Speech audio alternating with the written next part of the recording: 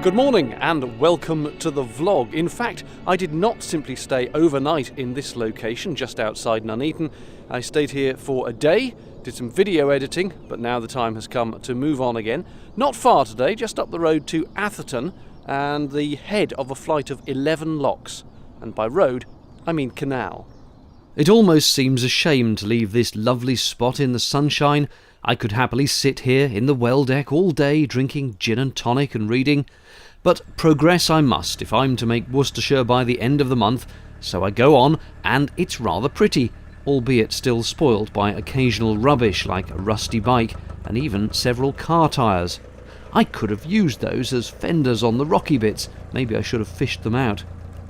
Haven't seen a telegraph pole like this in years. Lovely old thing. Isn't this countryside glorious? Look at the colours, the blue of the sky, that luscious green on the grass. I am really enjoying today's boating. Coming up to a marina and the chance to stop for supplies again if I want.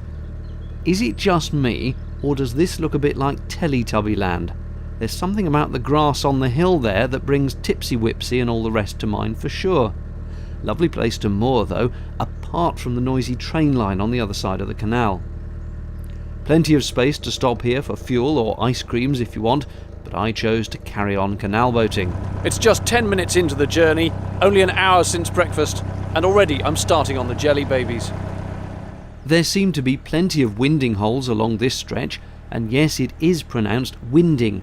A viewer queried this after a recent video, but apparently it's so called because the old horse-drawn barges would use the wind to help push the boats round when they needed to turn. Not all winding holes will take a full-length boat, so always best to check with your guidebook before you try and get stuck sideways across the canal. Enough talk for now though, let's enjoy some scenery.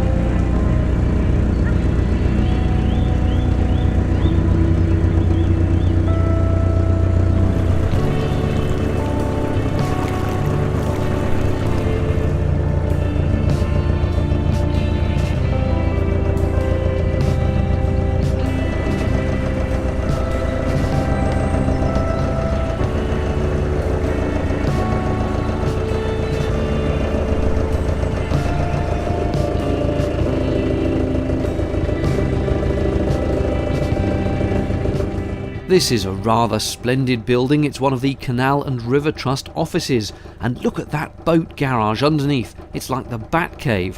When I am a multi-millionaire, I'm going to have one of those under my mansion. A treat round the corner as I bump into Minor Bill, a boat whose owners are regular tweeters and who post splendid photos of the places they're visiting.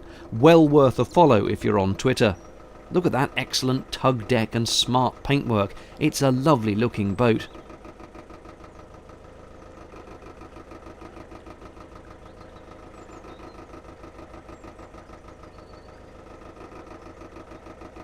Also a lovely looking boat is this. What an unusual find. A rail enthusiast's wet dream being decked out in the Pullman livery, normally found on the Orient Express. Superb.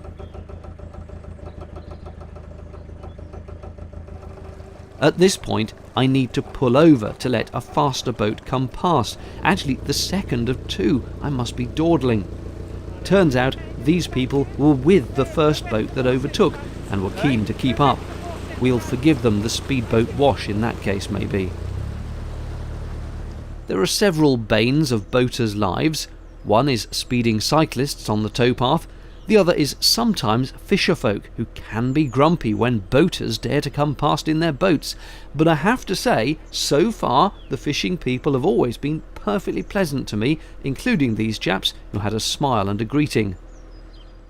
And with that, I'm here at Atherstone, where I'll moor for a night. Plenty of space and rather industrial on one side, but this old hat factory does have a peculiar derelict charm. Anyway, time for bed. Good morning, it's the crack of dawn, otherwise known as 9 o'clock, and rain is threatened, but at the moment the weather is pretty good, so I've decided to have a go at least 9 of the 11 locks of the Atherstone flight, because there is good mooring apparently between locks 9 and 10. And as ever, the volunteer lock keepers are being terrifically helpful. They're basically doing all the work for me, so massive thanks to Atherstone volunteer lock keepers. Here's our man now opening the gate ahead of me. I just stand at the back of the boat doing very little, and he does the hard work. I do always ask if the volunteers want me to chip in as well, but so far everyone has said, no, you just stay there and we'll take care of things. So I let them. That's a neat trick of how to open both gates without walking round.